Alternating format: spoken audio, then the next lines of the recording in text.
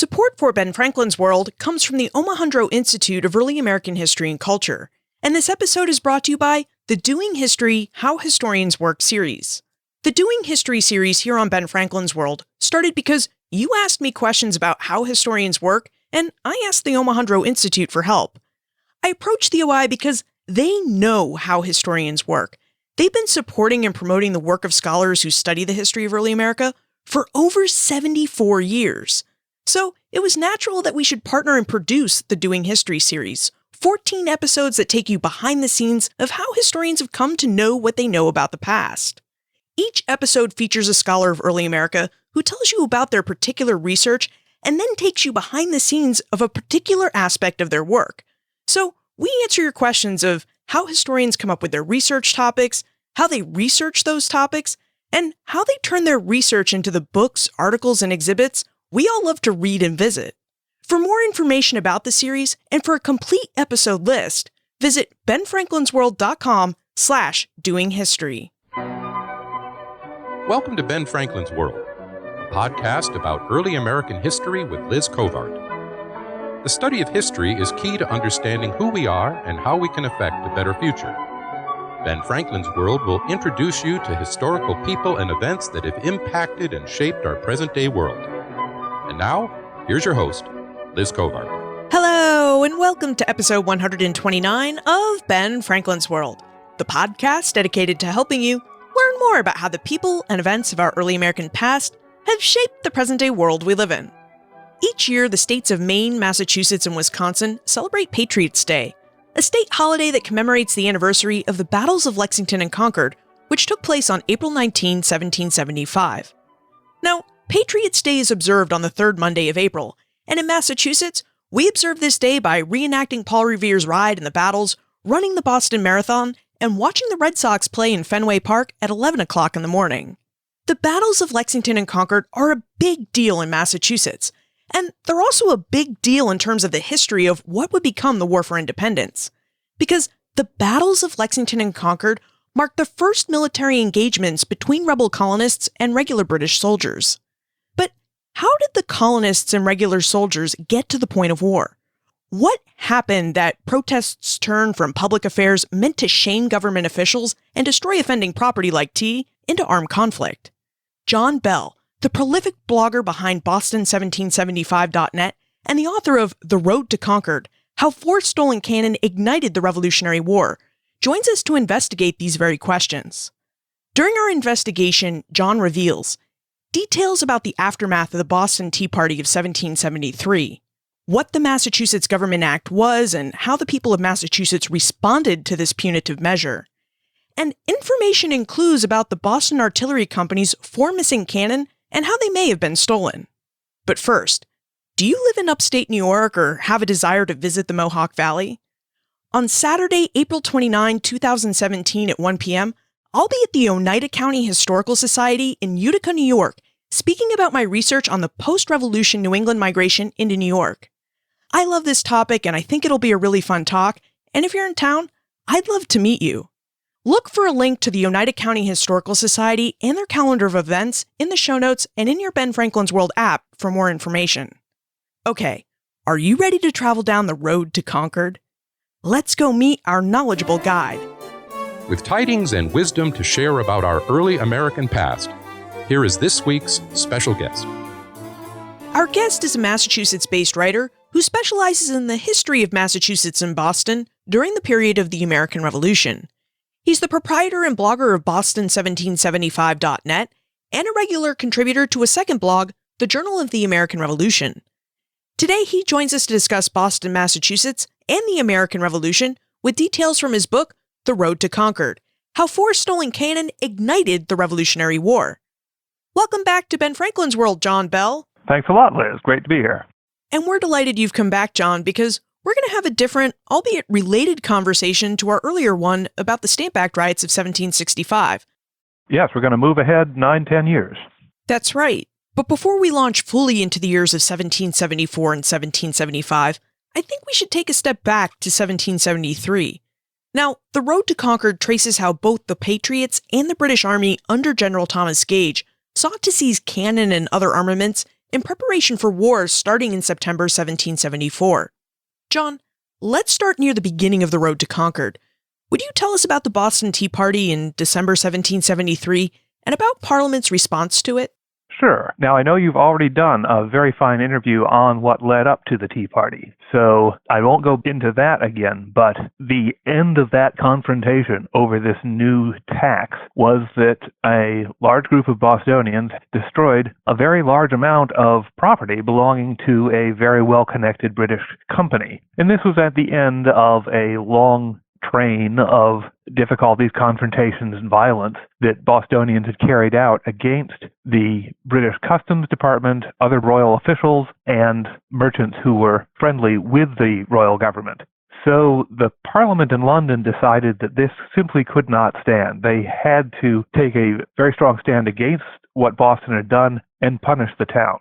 And as a result, they put together a series of laws that have become known as the Coercive Acts. One of the first was called the Boston Port Bill, which, it is said, closed the port of Boston to trade from outside the colony of Massachusetts. No ship was legally allowed to bring in goods, and the Customs Department moved out of Salem. The Royal Navy started to patrol the harbor, and that was supposed to be a temporary measure until Bostonians repaid the cost of the tea. That was the first of the Coercive Acts. The second, and I think the most important in terms of what it prompted in the colony of Massachusetts, was called the Massachusetts Government Act. And that fundamentally changed the constitution of the colony and provoked an almost immediate response. Yeah, would you tell us more about the Massachusetts Government Act and the response it provoked?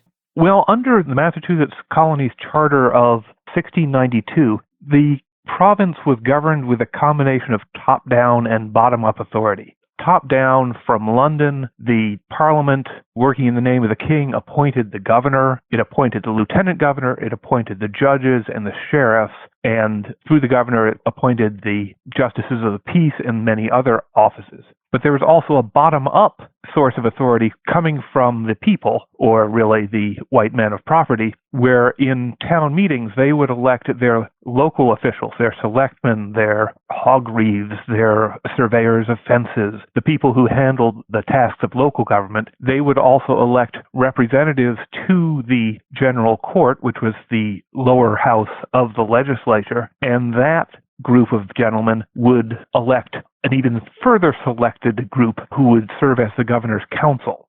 So the council ultimately derived its authority from the bottom, from being elected in these 2 or 3 levels. The governor could negative or veto a particular councilor, but once the councilor was seated, the governor was stuck with him. And furthermore, the council's approval was needed for certain important actions by the governor, such as allowing troops to be in the province or approving judges and such things. So it was not democratic by any means, but it was, as I say, a combination of top-down and bottom-up authority that went a little farther than most of the other British colonies. In most British colonies in North America, that council that advised the governor was all appointed by London. And one of the things that the Massachusetts Government Act did was it changed the Massachusetts Council so that it was also appointed by London. The new councilors were appointed by what was called a writ of mandamus.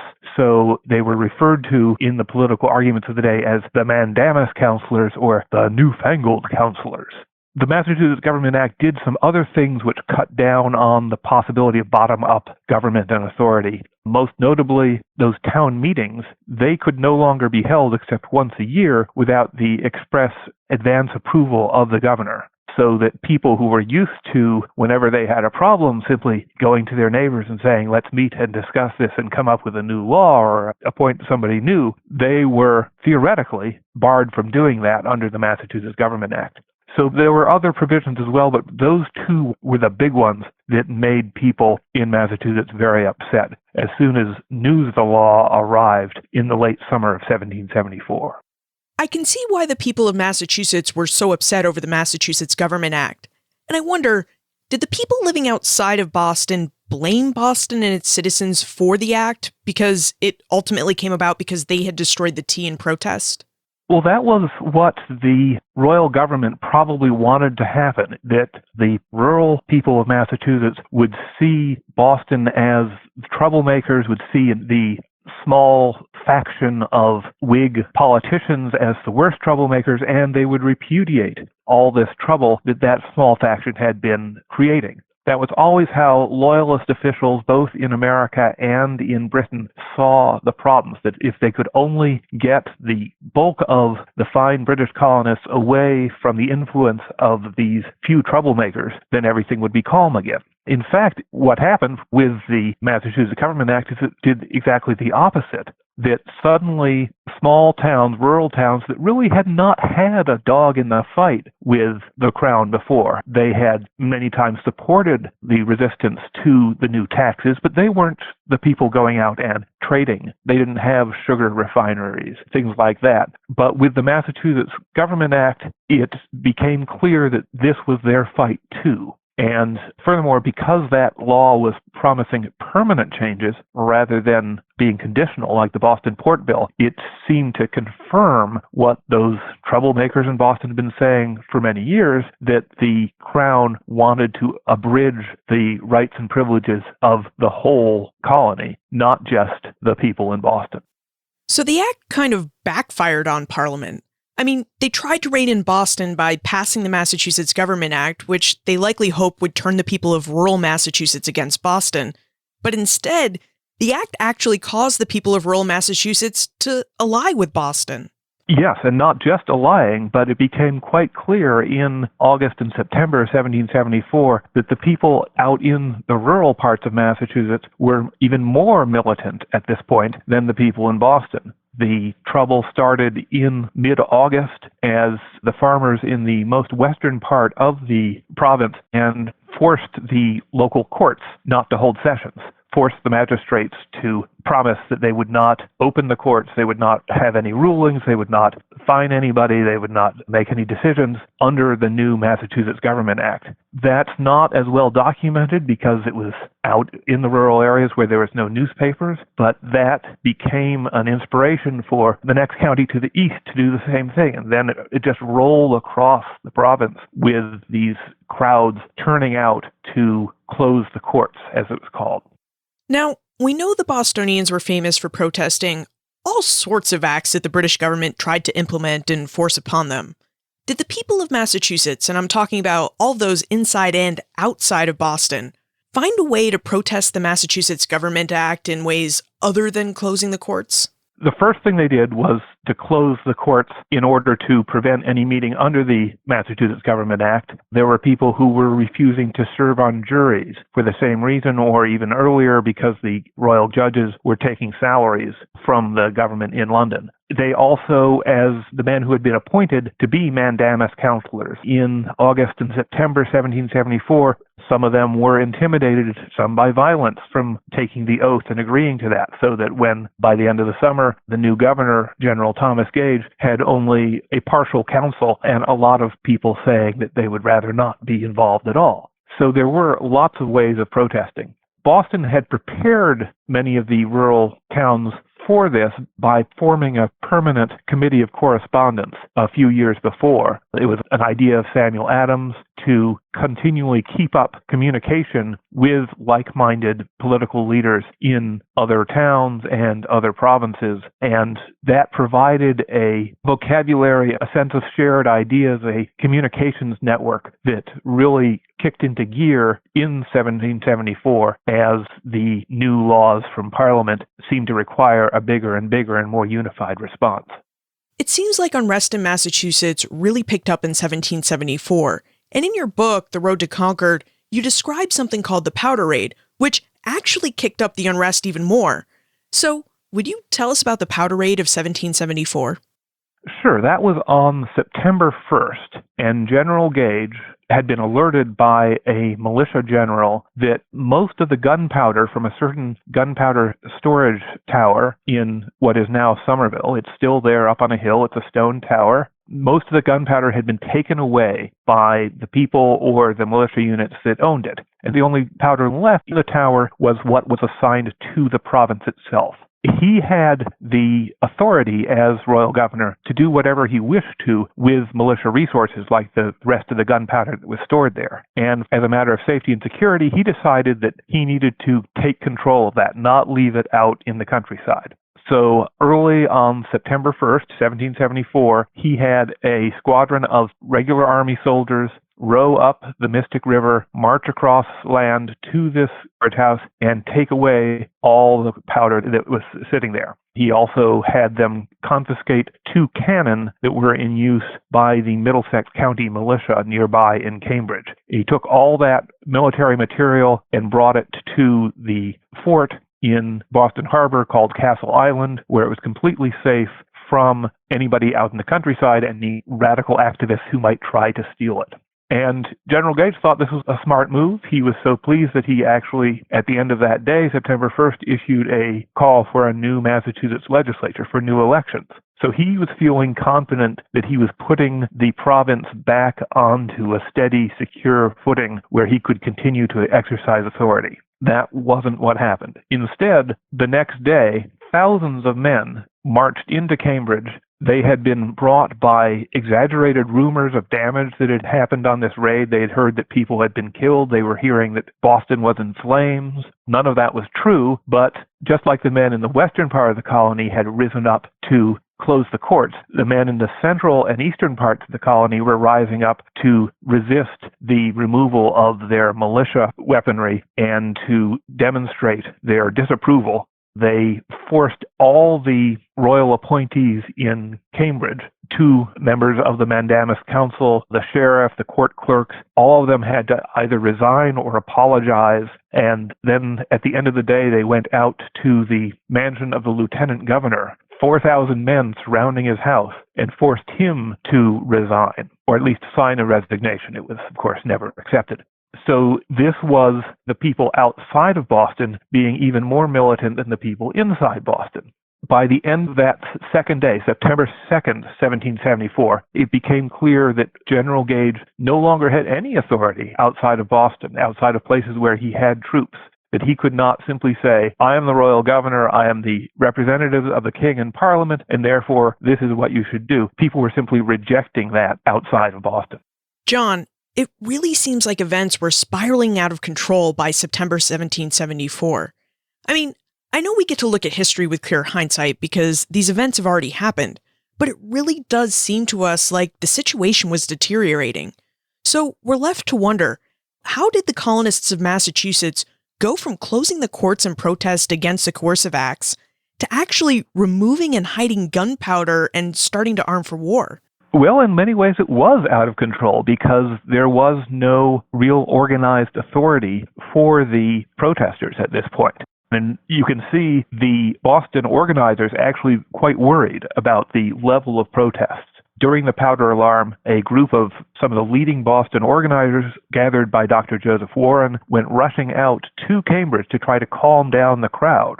Later in the month, when there were protests within Boston over artillery, which we'll get to, again, Dr. Warren and other leading radicals, as of that spring, were trying to calm the crowd and trying to keep people from becoming violent. That was partly because they wanted to maintain peace and a respectable movement, partly because they probably worried that too much violence would provoke a military response from General Gage and the troops that people were not prepared to absorb.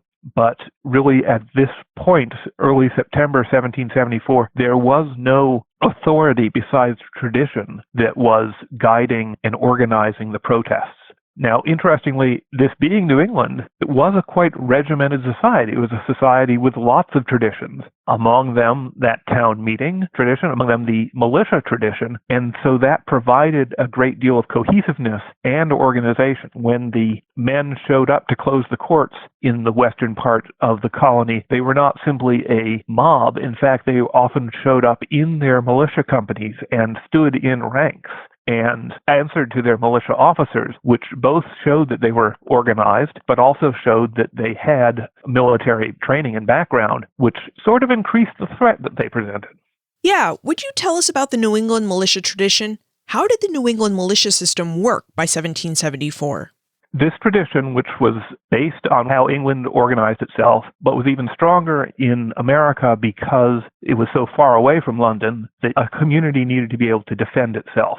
So your neighbors in the community would organize into companies. The different towns would have 1 to 3 companies, depending on how large they were, and the towns would form regiments on a county level. By law, every white man between age 16 and 60 was supposed to be organizing and drilling with their militia unit 4 times a year. There were a lot of exceptions for, ministers and Harvard graduates and people who had already been militia officers and could be retired, or people who were debilitated. But still, this was something which basically every man in New England society, it was part of his experience in life, part of his responsibility as a member of society. As a result, that meant that really all the adult males had some military training, and more importantly, they knew how they could organize. They knew who were their lieutenants and captains because they had elected those men. They knew who they would march with. They knew what the signals were. So it provided a very strong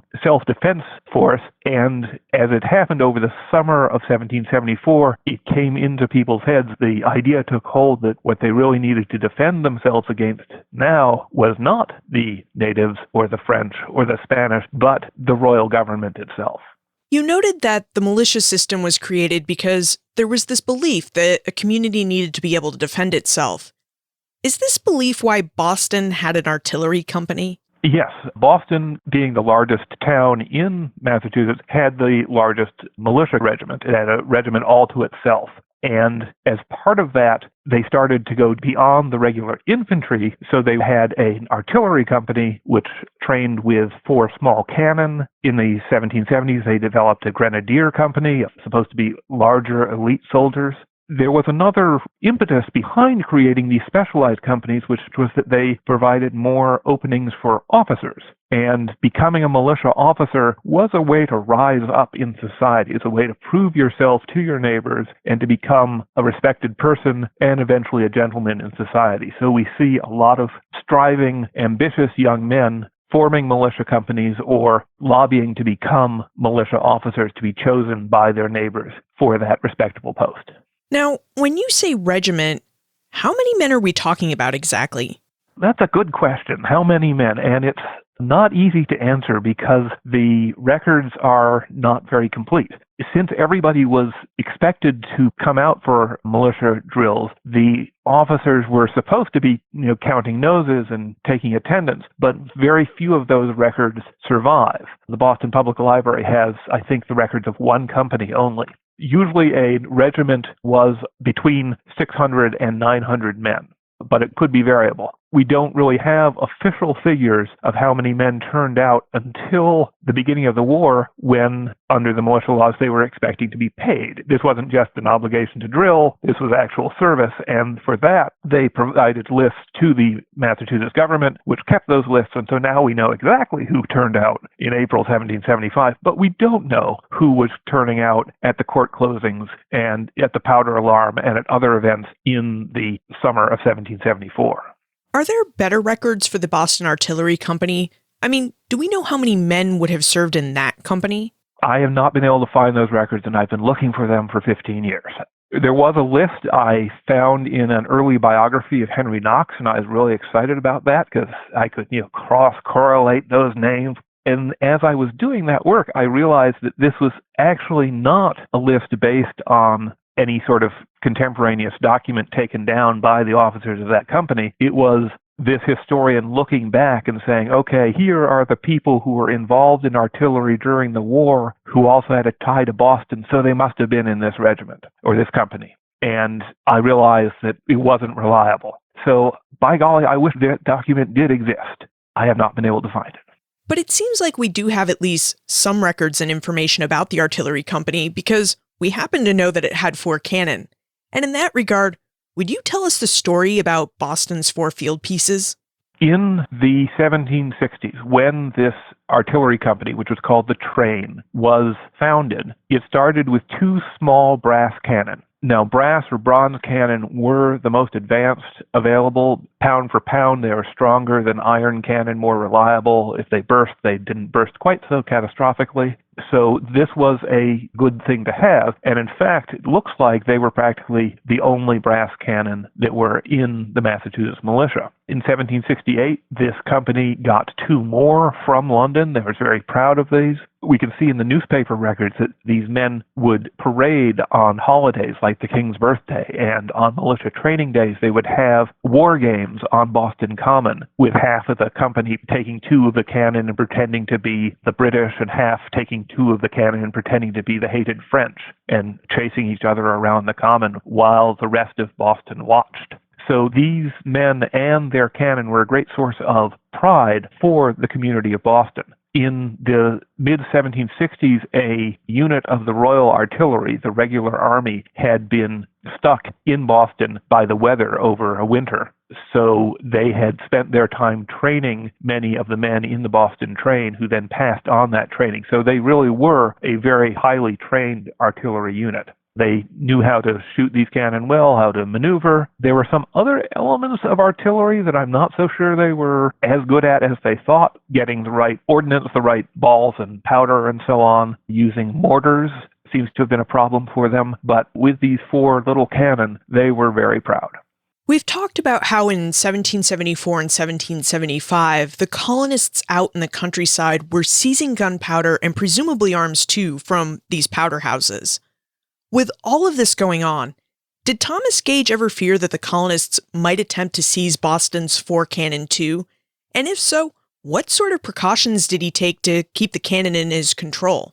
Almost immediately after the powder alarm, we can see towns out in the countryside starting to look at their own local powder houses to see what military supplies they have. Within a couple of weeks, the cannon that were in the battery alongside the shore, alongside the Charles River at Charlestown, Massachusetts, well, the cannon there disappeared one night. And then the great gun disappeared from Dorchester on the other side of Boston Harbor. And then one night there was a confrontation over the guns in Boston's North Battery in the North End and on Governor's Island. So yes, indeed, it was quite clear that the colonists, now that they were all riled up, were trying to grab as many cannon as they could, and the British military was responding by trying to seize these weapons or put guards over them. The 4 brass cannon that belonged to the Boston train were in 2 small gun houses, which I imagine are about the size of a 1-car garage, in the middle of town. And General Gage put guards outside them to make sure that they did not disappear. The man in charge of the company at this time, a man named Major Adno Paddock, was a loyalist, and so he was on the governor's side. Most of the men in the company, however, were Whigs or Patriots, and they simply dissolved and refused to meet any longer to take any orders from Adno Paddock. So clearly this was going to be a fault point. So General Gage, as I say, put guards in front of their gun houses, as they were called, these little armories.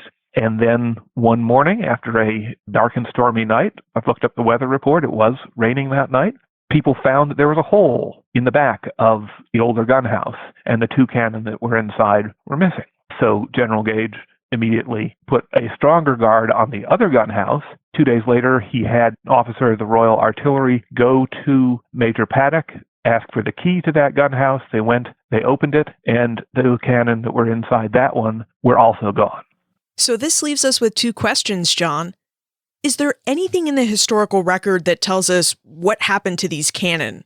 And what does one do with cannon in Boston, which at the time was occupied by all these British soldiers who are presumably looking for these cannon?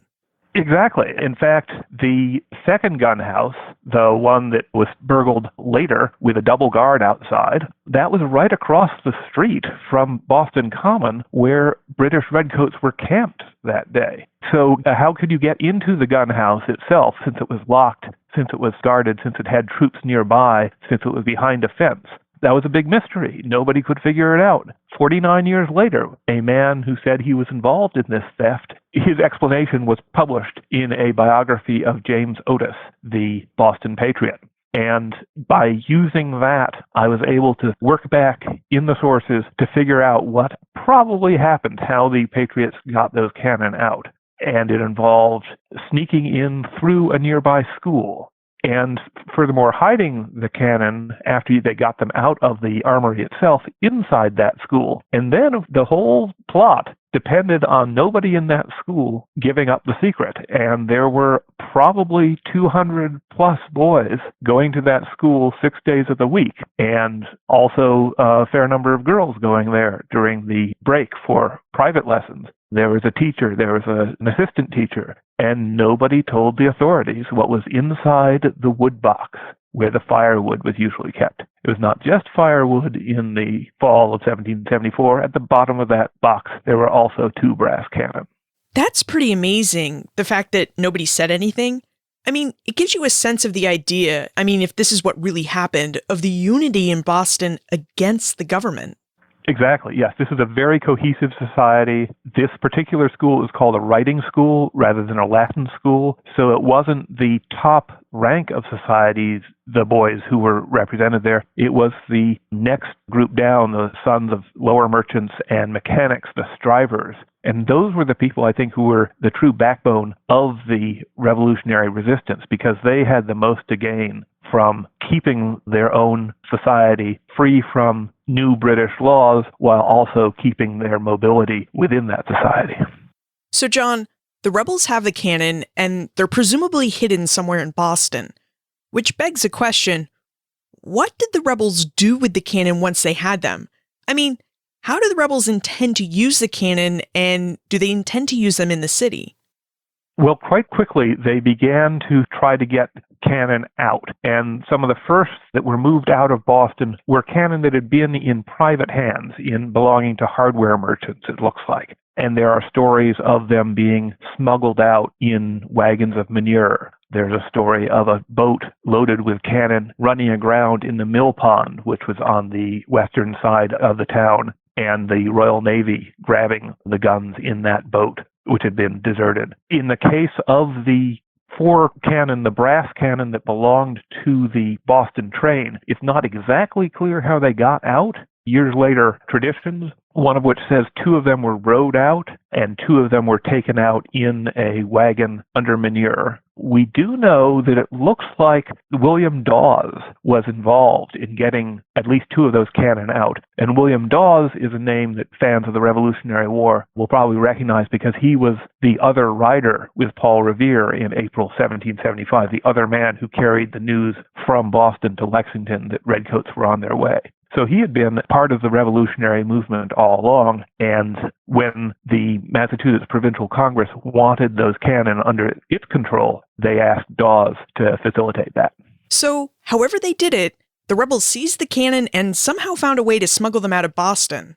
And I wonder, is this why Gage ordered his men to march on Concord on April 19, 1775? Eventually, we know that General Gage, in 1775, he began to look for these cannon in a very serious way. Whenever he had intelligence of brass cannon anywhere in Massachusetts, he sent troops there. So he sent troops to Salem in February 1775 after hearing that there might be brass cannon being worked on there. Then he had a spy out in Middlesex County, person whose identity I still have not been able to establish, sending him word that there was now cannon in Concord. He sent 2 British officers in disguise out to confirm that information. He had confirming information also from Dr. Benjamin Church, who was one of the Patriot leaders at that point and had become a spy. So General Gage had very good information that the 4 cannon from Boston were out in Concord in April 1775. And on his first draft of instructions for the march out to Concord, at the very top of the list of what the men should look for are the 4 brass cannon. So here we are. The road to Concord has led us to the battles of Lexington and Concord. John, would you provide us with an overview of these battles and tell us whether or not these 4 cannon that the rebels somehow spirited out of Boston played any role in the battles? my book comes right up to the moment when the soldiers have come into Concord, and then it doesn't tell the rest of the story because it's been told very well by other books. But as I say, the British went out to find these cannon. Now, just before they marched, it appears that General Gage had word that Colonel James Barrett, the militia colonel out in Concord, who had been placed in charge of storing all these weapons and getting them ready for use, he was moving things out of his own property and his neighbor's property further out into the countryside. And there are stories from Colonel Barrett's grandsons of how they were loading these cannon and other goods into ox carts and rumbling them through the roads out to places like Stowe and Groton.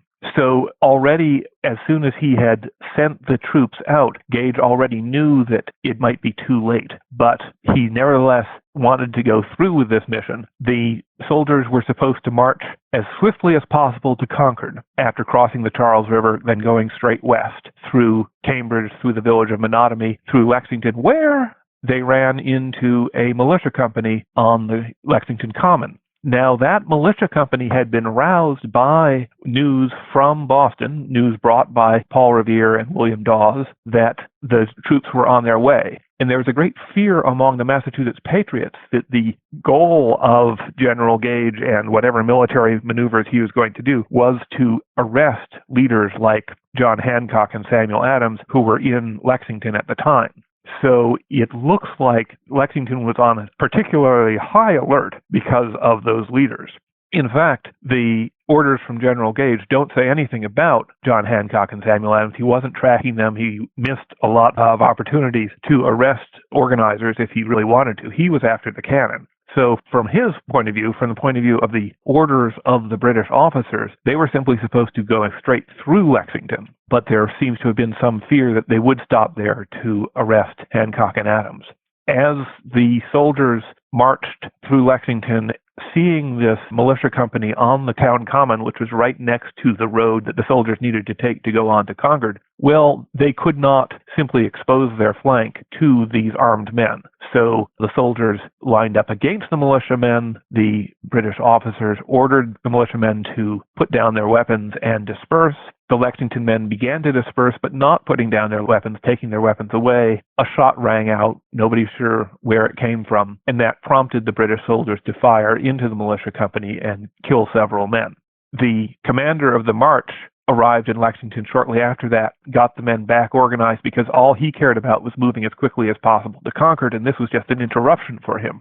So he got the men going west. They reached Concord in the middle of the morning of April 19th. And the Concord militia had also been roused because they knew very well that they had all these armaments, all these cannon, this gunpowder, food, other military implements in their town. But they were not yet prepared to battle the British Army. So that militia simply turned around and walked west out of town and gathered up on a hill and watched as the British took the town, started to search all these places that General Gage had heard about from his spies where they were supposed to be able to find gunpowder and cannon and other weapons. The soldiers actually went across the North Bridge out to the farm where Colonel James Barrett and his family had been hiding these weapons. And they searched that farm thoroughly. They found some what were called carriage wheels, the wheels that you needed to mount cannon on to move them around during battle. And they started to burn those. Meanwhile, back in town, there was another set of gun carriages found. Guns, cannon, large iron cannon, which probably belonged to Concord itself, so they didn't move those out. They were not ready to give up their property, and as a result, the British soldiers found those guns. And the soldiers also began to burn those carriages in Concord. The fire from those carriages started to lick against the meeting house or a house, and it started to catch on fire. The smoke from that fire, which was actually pretty quickly put out by the townspeople and the soldiers working together, the smoke from that fire was enough to arouse the militiamen of the town who were massing on this hill outside and had been joined by companies from other nearby towns. And that galvanized those militiamen, so they decided that they would march down onto the North Bridge, which was guarded by 3 British soldiers, and make a show of force. This produced another confrontation, more shots, deaths on both sides this time. And then, curiously, the conquered men pulled back, and they didn't hold that position, which allowed the soldiers out at Colonel Barrett's farm to march back across the bridge unimpeded and rejoin the main body of the redcoats in Concord. So this was the second or third time that the Concord militia and its compatriots had actually stepped back from a confrontation. They really weren't trying to fight until they had larger numbers, which were gradually increasing by the hour, and until the redcoats were out of the center of town, so they would not have hostages or property or other damage. As the British soldiers left Concord, heading back east, having destroyed a couple of cannon, having burned some gun carriages, having carried out their orders, they were withdrawing as ordered back towards Boston. And at that point, the Concord militiamen and the militia companies of neighboring towns just opened up on them and started to shoot as the soldiers were moving along the road. And that was really the beginning of the Battle of Lexington and Concord. And the British redcoats had to fight their way all the way back to Charlestown, through Concord, through Lincoln, through Lexington, where they met up with a reinforcement column, then through the village of Menotomy, which had very bloody fighting as more and more militiamen arrived, Cambridge, and then finally Charlestown as night fell. It was supposed to be a quick and successful raid on this. Basically, it was a search for weapons of mass destruction. It was a search for the most advanced weapons that an army had at the time, the cannon. That was what General Gage wanted. And instead, what he had was the destruction of a few weapons, but the beginning of this war, so that by the end of the day, there were 20,000 militiamen ringing Boston, and he truly had no authority any longer because he was now facing an armed resistance. So it sounds like the regulars found Concord's cannon, but they didn't find the 4 cannon from Boston. Do we know what became of these field pieces? I mean, did they ever see action during the War for Independence? Well, it's an irony that they were seen as so important.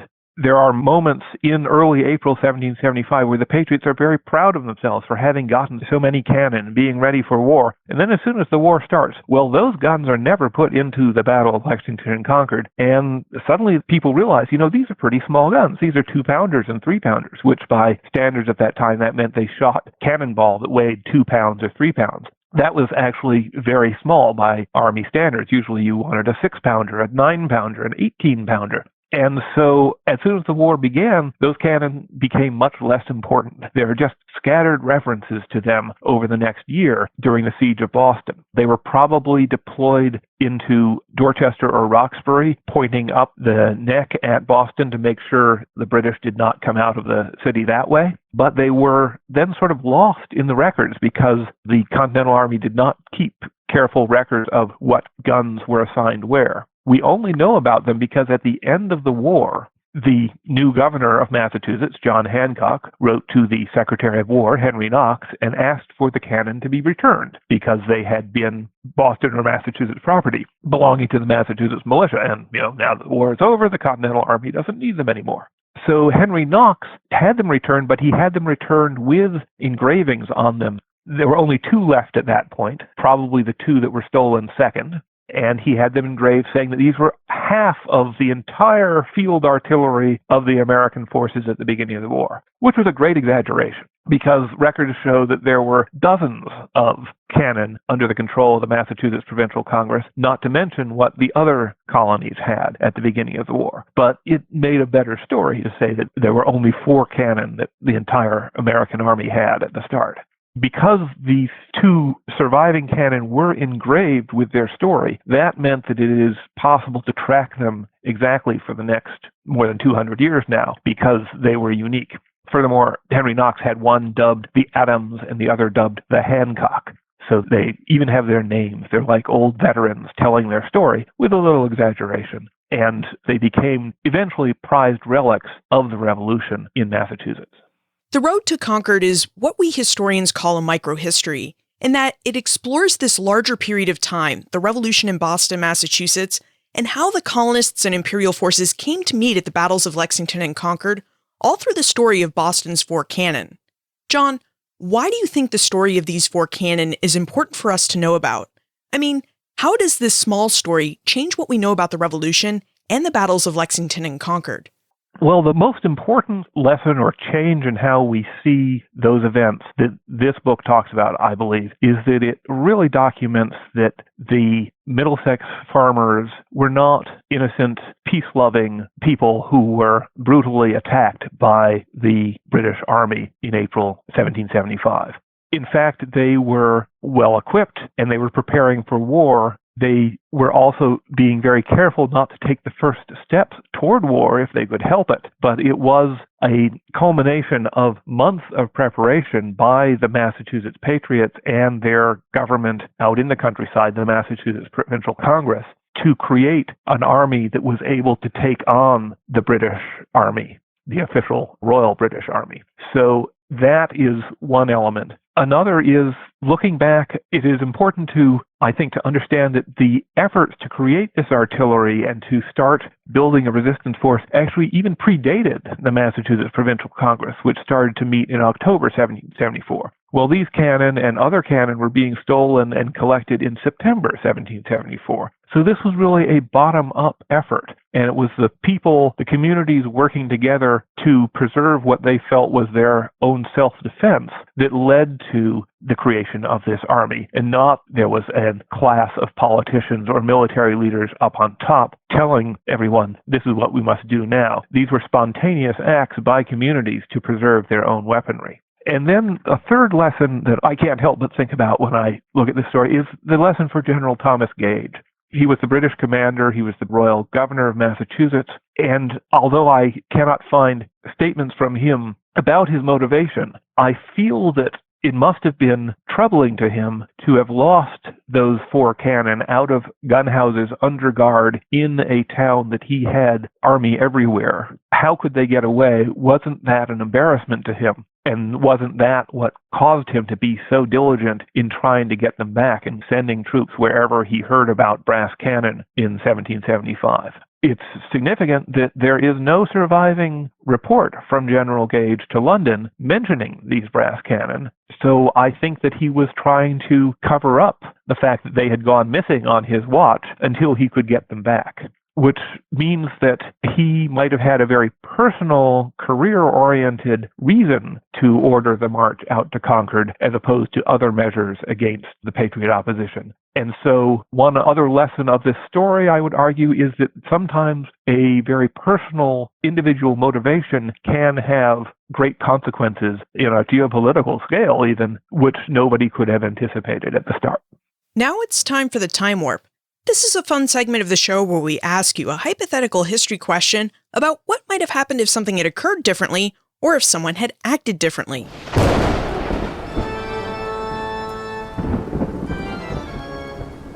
The Time Warp. Historians can't predict the future, but they can speculate about what might have been. In your opinion, what might have happened if General Thomas Gage and his men had secured Boston's 4 cannon? Would anything about the course of the battles of Lexington and Concord or the larger War for Independence have been different if they had? I think it depends on when that securing might have taken place. For instance, if the guards on the gun houses in September 1774 had been more successful at keeping those cannon out of the Patriots' hands, that would have spared General Gage some embarrassment, possibly. I don't think because of the size of those cannon and the fact that the general was grabbing most of the other cannon inside Boston, I don't think it would have really made a strategic difference in the armaments. Most of the cannon that the Massachusetts Provincial Congress collected were from outside Boston and were old iron guns from ships and batteries, and so they would still have been able to do that. But for General Gage's motivation, things might have been different. When he received orders from London that he should quell this rebellion, the advice from London was that he should arrest the leaders, and yet he never took that step. Instead, he focused on the cannon. Well, if those missing cannon had not existed, then maybe he would have focused on arresting leaders like Dr. Joseph Warren, who was still in Boston and well within reach in April 1775. He might have collected more intelligence on where leaders like Samuel Adams and John Hancock were, and in fact tried to arrest them. For instance, if he had still ordered an expedition out to the countryside in April 1775, but instead of going all the way out to Concord to look for armaments, they only went out to Lexington to try to capture Hancock and Adams, well, that would have been a quicker march out and a quicker march back, and the British forces might not have suffered so much from the fighting. So there are ways it would have been different. Ultimately, however, I think that there would have been a conflict anyway, that the differences between the Crown and the Massachusetts Patriots were just irreconcilable by the spring of 1775. For the Patriots, they were able to spin the way the march on April 19th took place and the way the fighting took place into a story of British aggression and tyranny. And if things had happened which caused the Patriots to appear to be the aggressors, that might have changed how popular opinion in other colonies and in Britain itself reacted to the outbreak of war. So that's another way that with a few more variables, things could have been quite different. John, you've written a book. You write daily blog posts about early American history on boston1775.net. So I'm really not sure if you have any time left, but if you do, what are you researching and writing about now? Well, I am thinking about skipping over the actual Battle of Lexington and Concord and picking up the story of the Massachusetts artillery the next day, or maybe 2 days later, as the Massachusetts Provincial Congress tried to get themselves organized to fight the siege of Boston. And they started out, they went to a very respected old artillerist, a man in his 60s who had fought at the fall of Louisburg 30 years before. And they asked him to be the head of the Massachusetts Artillery Regiment. And he agreed as long as his youngest son could be his second in command, or a high officer. And over the next several months, it became clear that neither of them were up to their jobs. And as General Washington took over, he finally had to, by October, find a way to ease the Colonel, Richard Gridley, out of his job, to get rid of the son, and to install a new artillery commander of his own choosing, who was Henry Knox. And the story of the politics and the military strategy involved in that maneuver, and then, of course, Knox's expedition out to Lake Champlain to bring back more weapons, that's something I'm thinking might be the logical follow-up to the road to Concord. And where can we look for more information about you and how we can contact you, either with questions or, the identity of that Concord spy you've been looking for? Okay, well, yes, you can drop tips at my website, which is boston1775.net. There's an email address there, or it's also boston1775@earthlink.net. And I am happy to hear any news. As you say, Boston 1775 is a blog, so every day I put out a little short article on some story I found from the Revolution, or some event coming up, or a way that the revolutionary politics relates to today's. And I've been doing that for over 10 years, so I hope to keep doing that. And I hope to see folks there. John Bell, thank you so much for taking us down the road to Concord. It's been a lot of fun. Thank you, Liz. It's great to talk to you again. Parliament passed the Massachusetts Government Act to rein in Boston and to turn the people of Massachusetts against the city. Their plan failed. Instead of bringing Boston back under imperial control, the Massachusetts Government Act spurred the people of Massachusetts to rise up in arms to defend Boston and the rights of all Bay colonists. And it was this strong reaction of the Bay colonists against the Massachusetts Government Act that quickly made it apparent to General Thomas Gage and to rebel leaders that the people living in the Massachusetts countryside, who they once thought of as quiet and benign, were actually more militant than the people living in Boston. Now, as John revealed, the history of the Boston Artillery Company's four cannon offers us a great window through which to view how the people of Massachusetts came to face the British regulars on the battlefields of Lexington and Concord, because the story of Boston's four cannon demonstrates how relations with Great Britain broke down and what caused the colonists to arm for war. Now, one aspect of this story that we didn't cover in this episode is how the people of Lexington and Concord knew the redcoats were marching and that they should turn out in arms to greet them. And that's because our next episode will take us through Paul Revere's ride through history. It's a fun story, and it's our next Doing History to the Revolution series preview. Look for more information about John, his book, The Road to Concord, plus everything we talked about today on the show notes page, benfranklinsworld.com/129. The Omohundro Institute of Early American History and Culture supports and promotes the work of scholars investigating the early American past. The OA makes it possible for historians to do history and for people like us to get access to that history. And one of the many ways that the OI does this work is by supporting this podcast. For more information about the Omohundro Institute and its work, visit benfranklinsworld.com/doinghistory.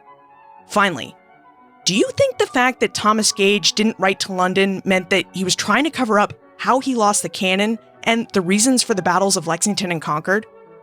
Send your answers to liz@benfranklinsworld.com, tweet me @LizCovart, or post a comment in our listener community on Facebook. And remember, never leave till tomorrow that which you can do today.